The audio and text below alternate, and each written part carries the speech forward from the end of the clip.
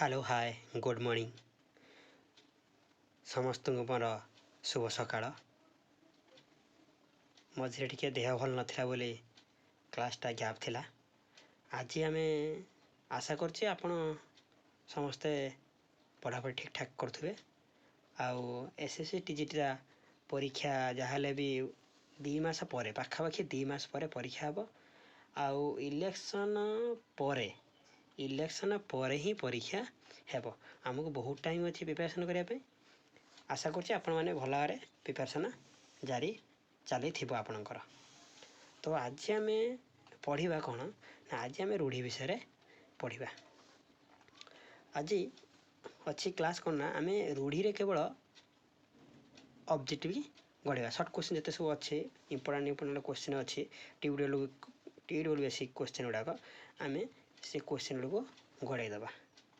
आ रूढ़ी विषय साधारणतः मुझे रूढ़ी विषय कहवाक चाहूँगी।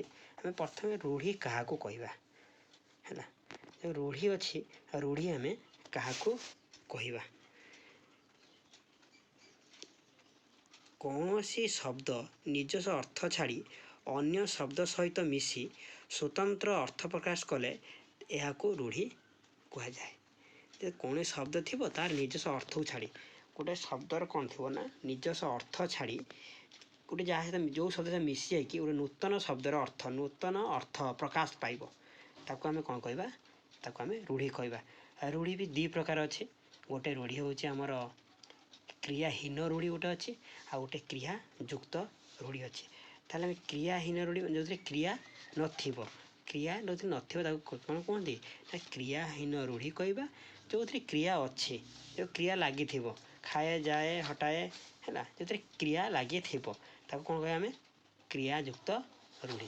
ताहले आम कौन बुझिले ना क्रियाहीन रूढ़ी आ गोटे क्रियायुक्त रूढ़ी। क्रियायुक्त रूढ़ी कहले आम कौन बुझा आखि रखिबा आखि दबा कलाकना बुलाइबा कामर हैरान करिबा ना रखिबा नाक टेकिबा ये जो बा उच्चारण जो हम है बा उच्चारण देखिए तेना बा खाइबा भूत खाइबा जो बा ये सब कौन खाइबा रखिबा ये काटिबा ये गोटे गोटे कौन हो क्रिया हो जो क्रिया लगी है जो बा उच्चारण हो लास्ट बा जो क्रिया लगी ताको आम कौन कहवा क्रियायुक्त रूढ़ी।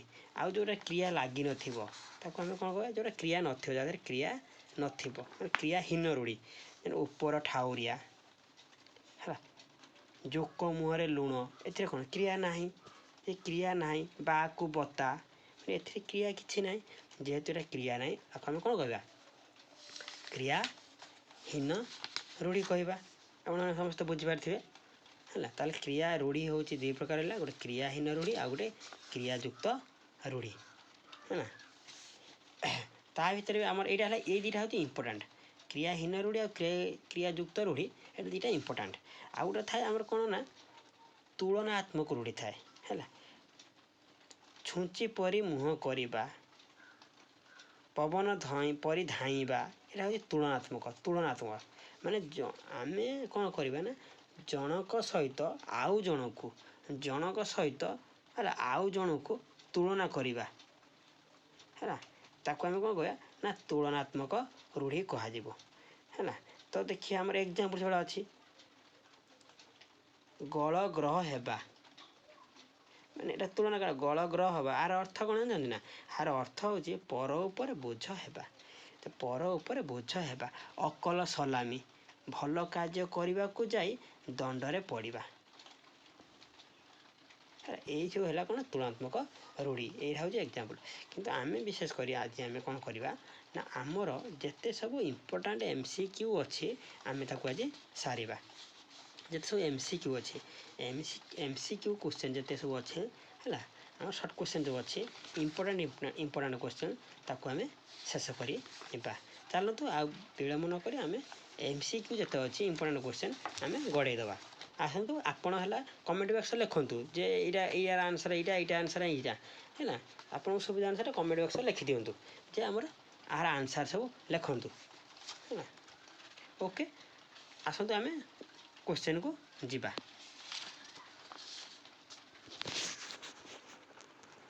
देखो प्रथम क्वेश्चन देछि कौन देछि ना कुहुड़ी ପହଁରିବା ମାନେ କୁହୁଡ଼ିରେ ପହଁରିବା ମାନେ ଆର ରୂଢ଼ି କ'ଣ ମାନେ କୁହୁଡ଼ିରେ ପହଁରିବା ହେଲା। ଆପଣ ଉତ୍ତରଟା କମେଣ୍ଟ ବକ୍ସରେ ଲେଖିଦିଅନ୍ତୁ। ଉପରେ ଉପରେ ଭାସିବା ନା ମିଛ କଥା କହିବା ନା କିଛି ନ ଜାଣି କହିବା ନା ମୂଲ୍ୟହୀନ କଥା। କ'ଣ ହବ ଆନ୍ସର୍ଟି ଏରା ନା କୁହୁଡ଼ିରେ ପହଁରିବା ମାନେ ମୂଲ୍ୟହୀନ କଥା। ବୁଝିଗଲେ। ନେକ୍ସଟ କ୍ୱେଶ୍ଚନ୍ ଯିବା। ନେକ୍ସଟ କ୍ୱେଶ୍ଚନ୍ କ'ଣ ଅଛି ନା କଷ୍ଟ ମଷ୍ଟେ ବଞ୍ଚି ରହିବା। କଷ୍ଟ ମଷ୍ଟେ ବଞ୍ଚି ରହିବା ଏହାର ରୂଢ଼ିଟି କ'ଣ ହେବ ଦେଖିଦିଅନ୍ତୁ। ଏହାର ରୂଢ଼ିଟି କ'ଣ ହେବ ପ୍ରଥମ ଦେଇଛି କ'ଣ ଠେକିଏ ପାଣି ପିଇବା ଢୋକେ ପିଇ ଦଣ୍ଡେ ଯିବା ଛାତିକୁ ପଥର କରିବା ଡହଳ ବିକଳ ହେବା। ତାହେଲେ ଏହାର ଉତ୍ତରଟି କ'ଣ ହେବ ନା ଉତ୍ତରଟି ହେବ କୁହନ୍ତୁ ଢୋକେ ପିଇ ଦଣ୍ଡେ ଜି ମାନେ କଷ୍ଟମଷ୍ଟେ ବଞ୍ଚି ରହିବାକୁ ଢୋକେ ପିଇ ଦଣ୍ଡେ ଜି। ତା ନେକ୍ସଟ କ୍ୱେଶ୍ଚନ୍ ଯିବା ହେଲା। ଢୋକେ ପିଇ ଦଣ୍ଡେ ଜି। ତାର 3 ନମ୍ବର କ୍ୱେଶ୍ଚନ୍। 3 ନମ୍ବର କ୍ୱେଶ୍ଚନ୍ ଦେଇଛି କ'ଣ ନା ତାକୁ ପୁଅ ବୋଲି କହିବାକୁ ମୋତେ ଲାଜ ଲାଗୁଛି ଲାଜ ମାଡ଼ୁଛି। ତାକୁ ପୁଅ ବୋଲି କହିବାକୁ ମୋତେ ଲାଜ ମାଡ଼ୁଛି। ସେଇଟି ଗୋଟିଏ ଗଳଗ୍ରହ। ସେଇଟା ଗୋଟେ କ'ଣ ସେଇଟା ଗୋଟେ ଗଳଗ୍ରହ। ଏଇ ଯେଉଁ ଗଳଗ୍ରହର ଆର ରୂଢ଼ି ପଚାରିଛି ହେଲା। ଆର ଗଳଗ୍ରହ ମାନେ ରୂଢ଼ିଟା କ'ଣ କୁହନ୍ତୁ ନା ବିପଦ ଆଣିବା ନା ଅତି ନିଷ୍ଠୁର ବୁଦ୍ଧିହୀନ ନା ଖରାପ ଗ୍ରହ। ଗଳଗ୍ରହ କହିଲେ ବିପଦ ଆଣିବା ବିପଦ ଆଣିବା। ତ ନେକ୍ସଟ କ୍ୱେଶ୍ଚନ୍ ଆମେ ଯିବା 3 ନମ୍ବର ପରେ 4 ନମ୍ବର କ୍ୱେଶ୍ଚନ୍ ଅଛି। 4 ନମ୍ବର କ୍ୱେଶ୍ଚନ୍ ଅଛି କ'ଣ ଅଛି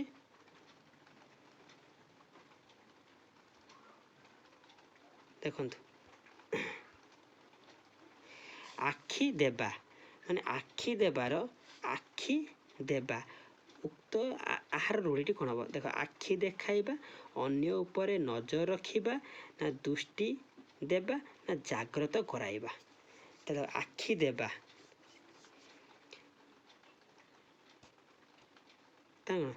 ଆଖି ଦେବା କୁହନ୍ତି ନା ଆଖି ସିଏ ଆଖି ଦେଉଛି ତାକୁ ମାନେ ଦୃଷ୍ଟି ଦେବା ମାନେ ବିଷ ଦୃଷ୍ଟି ଦେବା। ଆଖି ଦେବା ମତଲବ ହେଉଛି ବିଷ ଦୃଷ୍ଟି ଦେବା ହେଲା। ତା ନେକ୍ସଟ କ୍ୱେଶ୍ଚନ୍ 5 ନମ୍ବରକୁ ଯିବା।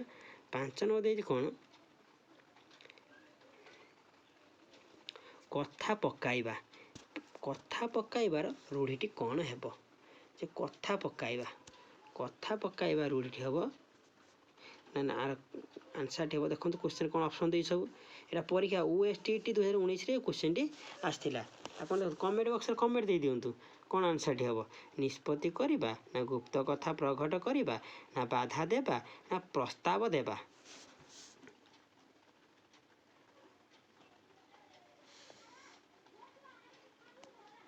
ତାର ପରଫେକ୍ଟ ଆନ୍ସର୍ ହେବ ପ୍ରସ୍ତାବ ଦେବା। ବୁଝିପାରିଲେ। ତାପରେ ନେକ୍ସଟ କ୍ୱେଶ୍ଚନ୍ ଯିବା।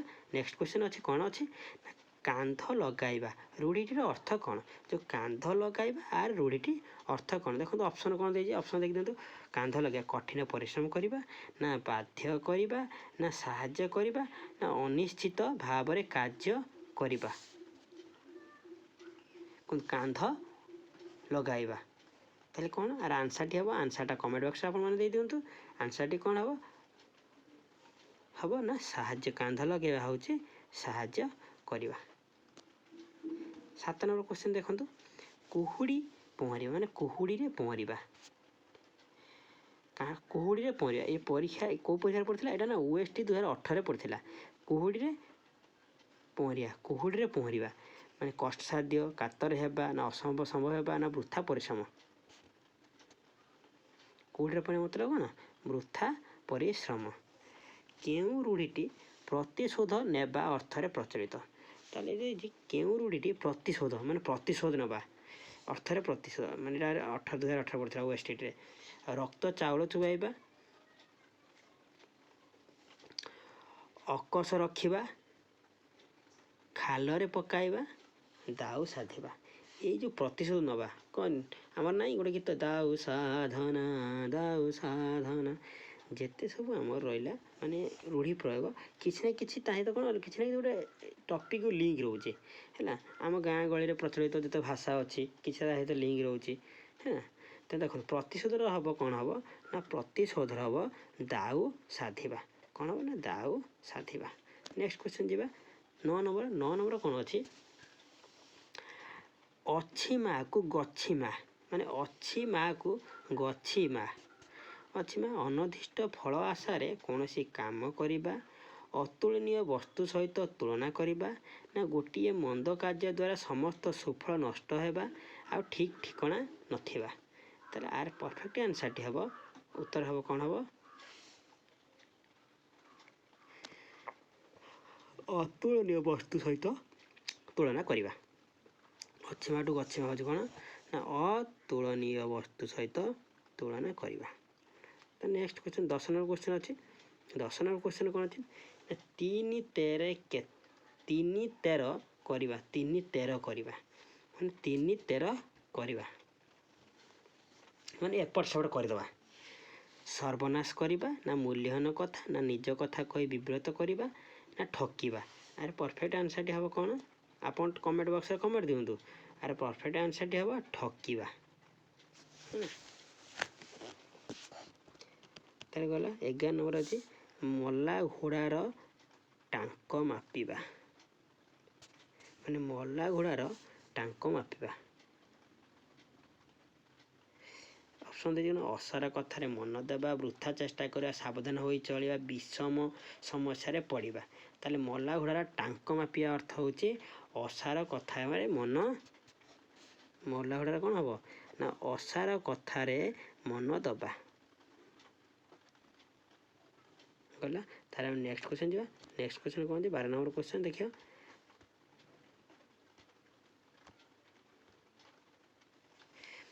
ହାତ ସଂଖ୍ୟା ଦର୍ପଣ। ହାତ ସଂଖ୍ୟା ଦର୍ପଣ।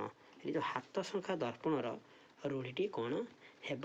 ଦେଖ, ସୁଖମୟ ଦାମ୍ପତ୍ୟ ଜୀବନ, ପରିଷ୍କାର ପରିଚ୍ଛନ୍ନତା, ବିବାହ ହେବା, ମେଳ ଖାଇବା। ହାତ ସଂଖ୍ୟା ଦର୍ପଣ କହିଲେ ଆମେ କ'ଣ ବୁଝିବା ନା ସୁଖମୟ ଦାମ୍ପତ୍ୟ ଜୀବନ। ସୁଖମୟ ଦାମ୍ପତ୍ୟ ଜୀବନ ବୁଝିପାରିଲେ? ସୁଖମୟ ଦାମ୍ପତ୍ୟ ଜୀବନକୁ ହାତ ସଂଖ୍ୟା ଦର୍ପଣ। ନେକ୍ସଟ ନମ୍ବର 13 ନମ୍ବର ଅଛି କ'ଣ ନା ଅସିଆ କାଳର ମସିଆ। ରୂଢ଼ିଟିର ଅର୍ଥ କ'ଣ? ଯେଉଁ ଅସିଆ କାଳରେ ମସିଆ ମାନେ ଅସିଆ କାଳରେ ମସିଆ କଥା ତ ମୋତେ କହନି। ମାନେ କ'ଣ ନା ଅସହାୟର ସାହା, ନା ମୂଲ୍ୟହୀନ କଥା, ନା ଅସମ୍ଭବ ସମ୍ଭବ ହେବା, ନା ଅତି ପୁରୁଣା। କ'ଣ ହେବ? ଏଇଟା ସବୁଠାରୁ ହେବ କ'ଣ ନା ହେଉଛି ଅତି ପୁରୁଣା। ଅଇ ଘରାକୁ ବାଇଗଣ, ନା ଅଇ ଘରାକୁ ବାଇଗଣ ଫିଙ୍ଗିବା। ଯେ ଅଇ ଘରାକୁ ବାଇଗଣ ଫିଙ୍ଗିବାର ରୂଢ଼ିର ଅର୍ଥ କ'ଣ? ଦେଖନ୍ତୁ ଆମର ଅପସନ୍ ଦେଇଛି ଏଠି କ'ଣ? ବାରମ୍ବାର କହିବା, ଅନୁମାନ କରି କହିବା, ଆଳ ବାହାର କରିବା, ଅନଧିଷ୍ଟ ଫଳ ଆଶାରେ କୌଣସି କାମ କରିବା। ଅଇ ଘରାକୁ ବାଇଗଣ ଫିଙ୍ଗିବା ଆର ଅର୍ଥ କ'ଣ ଅଛି?